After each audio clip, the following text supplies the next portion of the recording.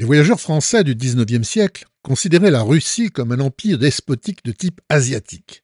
Soit, mais on peut se poser la question, de quel empire asiatique parlait-il? De l'Inde ou la Chine? Et c'est quoi un empire asiatique? En l'année 1762, va paraître en France un livre intitulé Recherche sur les origines du despotisme oriental. Peu de temps avant la Révolution française, Montesquieu écrira C'est le bâton qui gouverne la Chine. C'est dire l'image négative qu'avaient en Europe les royaumes d'Asie. Ces deux civilisations cultivaient les régimes despotiques, c'est une évidence. Toute contestation du pouvoir y est impensable. Et on y fait peu de cas de la vie humaine. Chacune rivalise dans l'art d'éliminer toute volonté de résistance à l'autorité du prince. Et les modes d'exécution et les tortures y sont particulièrement spectaculaires. Comme l'utilisation des éléphants pour la mise à mort des condamnés en Inde, ou les supplices raffinés des Chinois avant la mort du condamné, tel ce fameux lingxi, où le malheureux se voit découpé vivant en 100 petits morceaux. Rassurez-vous, ils étaient drogués, pour ne pas mourir trop tôt et souffrir plus longtemps. Bien entendu, rien à voir avec l'hygiénique et moderne rasoir national du docteur Guillotin. Pourtant, Inde et Chine ont une conception un peu différente du pouvoir et de l'organisation étatique. En Inde, il y a 2000 ans, un certain Kautilya, qu'on suppose avoir été un conseiller du roi Chandragupta, le fondateur du premier empire de Maurya, publie un manuel intitulé Arthasastra. Cela peut se traduire par traité de l'intérêt. C'est en réalité une théorie sur la meilleure manière de prendre, de développer et de garder le pouvoir, y compris par la force, la ruse ou le parjure. Il faut bien se rendre compte que l'ouvrage est écrit 1500 ans avant que l'italien Machiavel ne publie à Florence Le Prince, qui sera à la Renaissance la Bible des despotes européens. L'Arthasastra s'avère encore plus machiavélique que le prince. On est loin de la vision non violente et spirituelle de la vie humaine, que les hindous lègueront plus tard au monde à travers ces religions, que sont l'hindouisme, le jaïnisme, le bouddhisme et le sikhisme. Le livre fait 500 pages.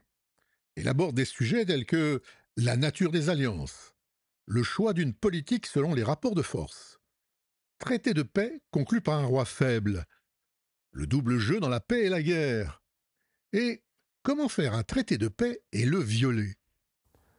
Le monarque hindou de cette période est par nature un conquérant. C'est la condition de sa survie et la justification de son pouvoir. Mais sa fonction dépasse sa personne. On peut le remplacer momentanément par un sosie si nécessaire. Sa préoccupation constante est d'accroître son territoire et sa puissance. La paix n'est qu'un des étapes permettant d'accroître son pouvoir. Si l'on est inférieur à l'adversaire, qu'on fasse la paix. Si l'on a des forces accumulées contre lui, qu'on fasse la guerre. Si l'on constate que l'adversaire ne peut me détruire, ni moi ne puis le détruire, qu'on attende. Si l'on a une supériorité en éléments, qu'on marche. Si l'on manque de pouvoir, qu'on recourt à autrui. Si ce qu'on veut faire n'est réalisable qu'avec un allié, qu'on fasse le double jeu.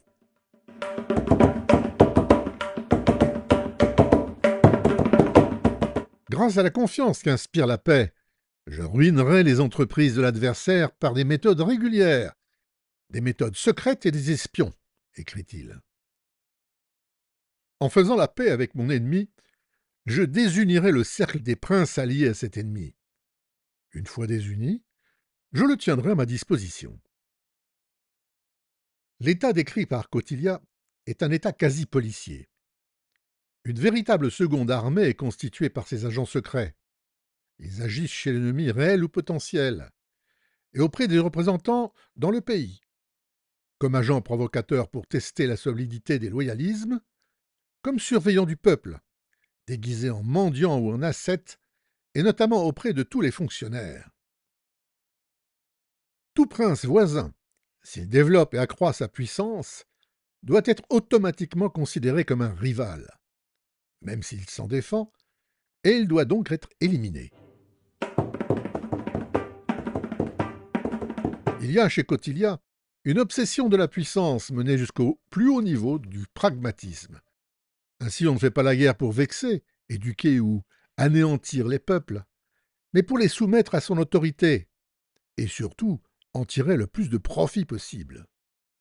Le prince indien idéal ne passe pas les vaincus au fil de l'épée, pour les punir ou les convertir, comme le firent les croisés chrétiens en Palestine.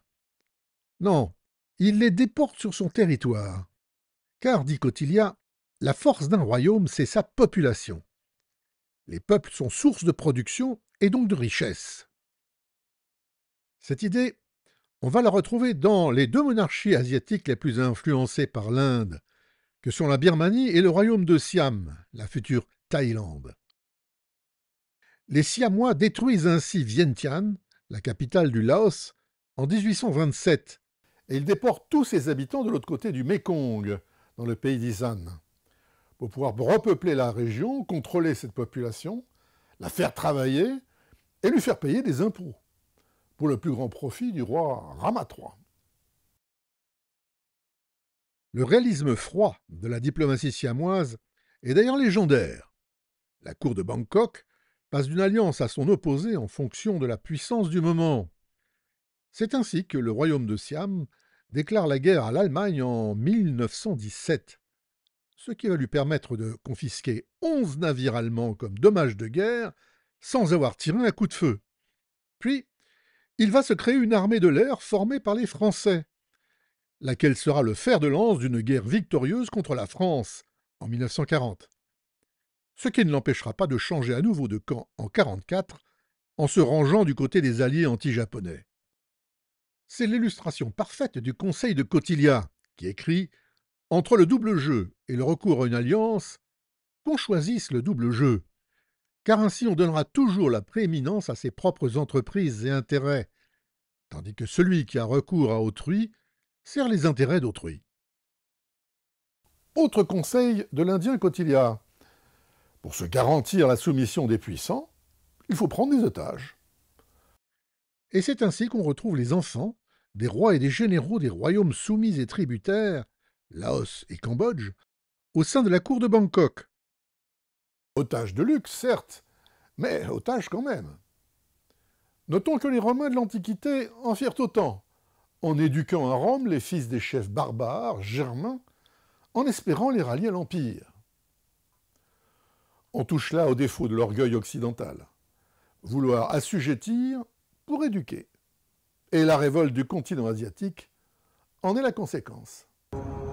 Romalom remumque sawawit ila lupa, Sane quidem Armenia. atri pater mea semper dicebat mundum a lupo deletum iri. Pater tuus des rebus audiscit certus, nullus lupus potest, unc mundum delere. Arma romana sola possunt.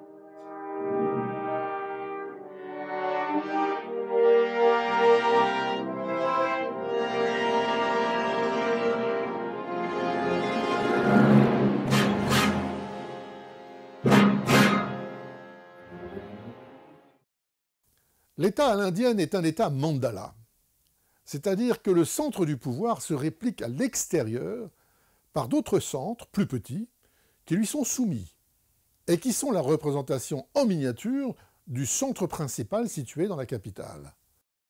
Les frontières de l'Empire ne sont pas marquées, notifiées, cartographiées. L'État central de type mandala doit faire confiance au chef de l'État soumis. C'est pourquoi il en contrôle l'accession au pouvoir. La pratique des otages et le versement d'un tribut annuel lui suffit. L'histoire de l'Europe avait connu autrefois de telles pratiques, mais c'était sous Charlemagne, ce qu'on appelait les marches de l'Empire carolingien, ou marquisats. Il payait un tribut à la cour d'Aix-la-Chapelle. Ce retour en arrière a un peu surpris les Occidentaux, mais comme on le verra dans un autre sujet, cette organisation de l'espace va favoriser la prise de contrôle du Cambodge et du Laos par les Français, aux dépens de l'État siamois. La civilisation chinoise, elle, produit un autre type d'organisation et de philosophie du pouvoir. L'empereur chinois n'est pas par définition un homme de guerre, même si les empires furent créés par des conquérants. L'empereur chinois a des généraux qui s'occupent de soumettre l'ennemi pour lui. 传令下去，大军城外扎营。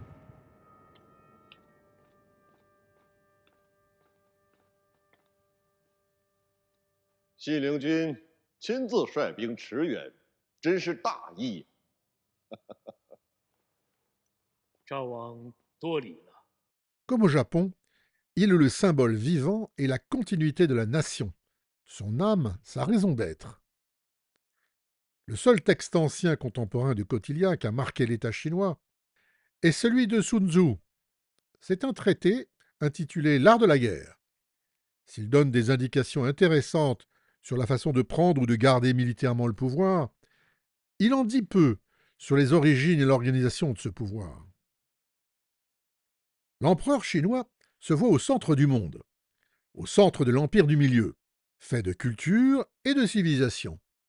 La demeure de l'empereur est un espace clos sur lui-même, où il vit entouré d'eunuques et de courtisanes, autour duquel les peuples du monde entier s'organisent par cercles concentriques allant du plus civilisé au plus barbare. Aux marges de l'Empire, il dispose ses paysans soldats mobilisables à tout moment pour repousser les limites des ténèbres extérieures. Ce sera le rôle des fameux pavillons noirs lors de la conquête française de l'Annam en 1883. Car si le Vietnam s'est libéré du joug chinois au Xe siècle, il ne reste pas moins sous la tutelle tributaire de l'empereur de Chine. À la différence de l'Inde et son empire mandala sans bornage précis, la Chine marque ses limites. La Grande Muraille, longue de 6200 km, en est une, face aux tribus mongoles. Et, suite à l'autonomie du Vietnam, l'État chinois va délimiter une véritable frontière sur son flanc sud, marquée, bornée, repérable, dès l'an 932. Cela va avoir des conséquences. Cette frontière sera difficilement contestable et franchissable par le colonisateur français. Bien que Paul Doumer, le gouverneur général en poste à Hanoï de 1897 à 1902, ait un moment projeté l'investir la province chinoise du Yunnan pour ses ressources minières. Mais violer une frontière internationale officielle reconnue aurait entraîné une nouvelle guerre franco-chinoise. Et subir la critique de la communauté internationale, surtout celle de l'Angleterre, dont la France a absolument besoin pour faire face à l'Allemagne. Pour ces raisons, la France ne se risquera pas. Du fait de ces particularités culturelles, de ce sentiment de supériorité né des siècles d'isolement, les élites chinoises comme vietnamiennes vont avoir des difficultés à saisir la mentalité de ces barbares occidentaux avec leur technologie et leur armée munie d'une artillerie moderne. Ils seront incapables de gérer un véritable choc de civilisation auquel ils n'étaient pas préparés. Aveuglement idéologique pour la Chine, organisation obsolète de l'espace par le Siam. Elles vont permettre à la France et à l'Angleterre de gérer pendant près de 70 ans cette Indochine. Toute l'Indochine? Non. Un pays va réussir à résister. Et même s'il perd le contrôle de ses États tributaires que sont le Laos et le Cambodge, le Siam, future Thaïlande, pays des Thaïs, reste indépendant. Ses gouvernants peuvent dire merci aux leçons transmises par l'Indien Kautilya. Maintenant, le pouvoir russe est-il le type asiatique? Je vous laisse en juger par vous-même.